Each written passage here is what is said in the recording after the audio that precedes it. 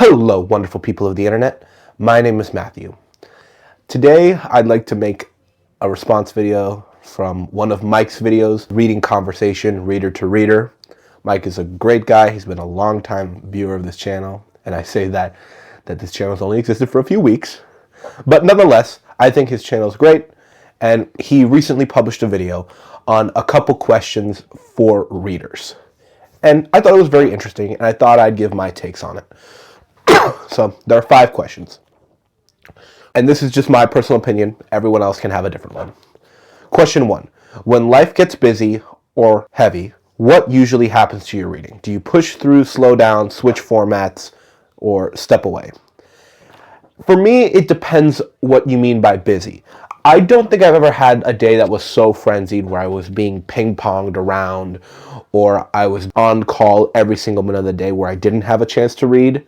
But, for example, finals week comes to mind at university where my reading was definitely cut to the minimum.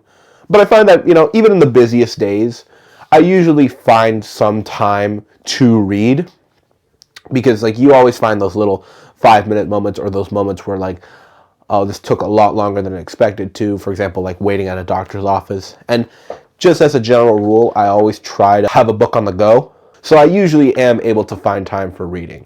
But for things like the time of the holidays, finals, big events, my reading does slow down. But I very rarely completely stop reading because of other events in my life. Sometimes, if I'm in a reading slump, I haven't read a couple books in a good while, that does happen. But typically, it slows down, but it never completely stops. The second question is, what kind of books do you reach for when you don't know what to read? For me, I usually come back to a trifecta of things. The author, the type of books I usually like, and the literary movement or style that the books I like are from. For example, I tend to have a pretty decently curated back catalog of books. I have a long TBR. I don't usually have to go looking for a lot of books to read. If I'm in a slump, I've read a couple of pretty bad books, I can usually fall back on okay, I have, for example, John Steinbeck. I love John Steinbeck. I still have some books of his that I haven't read. If I'm in a reading slump, I'll pick up a Steinbeck. If I've got tired of reading a lot of modernist books, I'll say okay, I like the blend between romance and realism. I'll say, okay, I'll pick up some Pushkin, and that'll usually get me out of a reading slump. Or I've just read a book from a new genre or a new type of subgenre that I didn't like, and I'm a guy that's really into Westerns. I'll just pick up a Western that I know I haven't read that I'm pretty sure will be great, and I'll pick up that.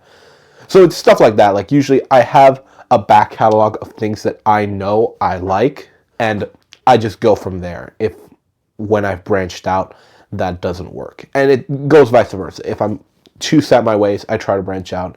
If branching out didn't work, I go back to my traditional ways. So that's my response. Question 3. Is there a book that you love but struggle to explain why you love it? Not really. Now, I will say, I am new to book reviewing, so I'm not the best at writing incredibly in-depth reviews. I will get better. I am studying people's reviews on Goodreads. But I am a person that is fairly traditional. I tend to like a typical 3-act structured book. I tend to like linear narratives. I'm not someone who tends to go after these really weird experimental books. I do tend to like classic literary fiction in the sense I need a lot of character depth. I need a good plot. I need a good theme that resonates with me. There are a few books that I can think of Lolita or Sometimes a Great Notion that do kind of go outside the box of something that I wouldn't hand that to a person who I don't think is a reader or doesn't read all kinds of books. But there's never been a book that's been, oh, this book is so weird that I don't see why someone couldn't like that. Or I don't see why picking this book up would not make sense or wouldn't resonate to a person who has the preconceived conception of what a book should be from since they were children or since they were high schools. I do have some books like the ones I've mentioned that may have some odd stylistic elements that sometimes work for me, and I can't explain why. But as a whole, not really. Question 4. What is one reading habit you've let go of or are trying to let go of? Rules, goals, expectations, comparisons, etc.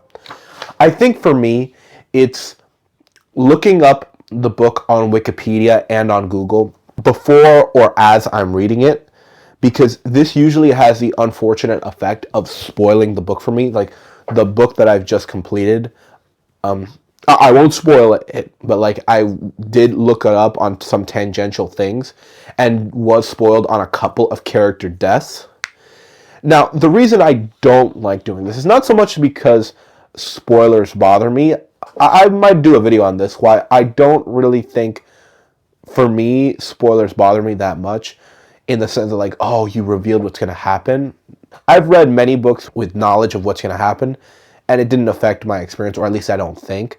It's with books, especially highly lauded books, there's almost this preconception. The Spark Notes have become more iconic than the book sometimes, and I sometimes feel like I want to read the book by myself and decide on my own opinion of it, and see, like, everyone talks about like the monster in Frankenstein being a victim, and I read Frankenstein and I'm like, he's not so much the victim, you know? He's not as sympathetic as I thought it would be.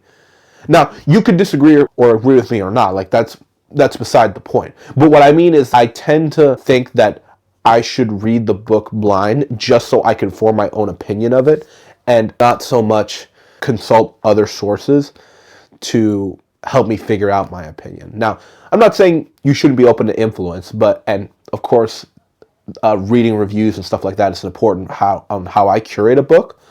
But I feel I would be a better reader just trying to figure out how a book resonates with me than than looking at how it resonated with other people, at least before and while I'm reading the book. So that's a habit that I'm going to try to correct this year. Number 5, would you recommend a book that you didn't like? Why or why not? It depends. I think I would recommend a book, but I will always preface it with the statement that I didn't like the book. One example I can think of is like if this book is from an author that I don't like. 2 examples I can think of, Dostoevsky and Hemingway. I don't hate these authors, but I don't love these authors. And if someone came to me and said like, hey, like, I'm a big Dostoevsky guy, I'm a big Hemingway guy, I read a couple of their books, and I read a book or attempted to read a book that they haven't read, and they say, hey, like, what did you think of it? Knowing that they like their other books that I've disliked, I would say like, hey, like, this book didn't work for me, but from what I've read about this book compared to everything I've read, I'll say like, there's nothing in this book that if you love this author will probably turn you off. So if you love Hemingway, if you love Dostoevsky, if you like Dickens or something like that, there's nothing in this book that would turn you off. So, but even though it didn't work for me, I would still recommend it to you. And there are other things like that. For example, like if you're really into fantasy, I'm not a big fantasy reader, but like if you're into fantasy for world building, I don't usually like world building in lieu of storytelling, but if you are one of those people, then if this book had that it may not work for me, but I think there's a good chance it could work for you. Now, I'm just using these as examples.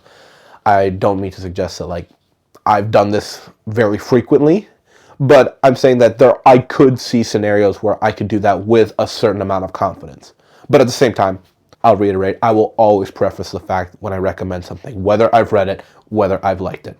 And the person who got the recommendation can run with it how they wish. So thank you all for watching. Hope you had a wonderful day.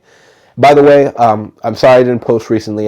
This was about the first week of class, and you may hear it. I just recovered from a sickness. My voice wasn't the best, and it kind of hurt to talk.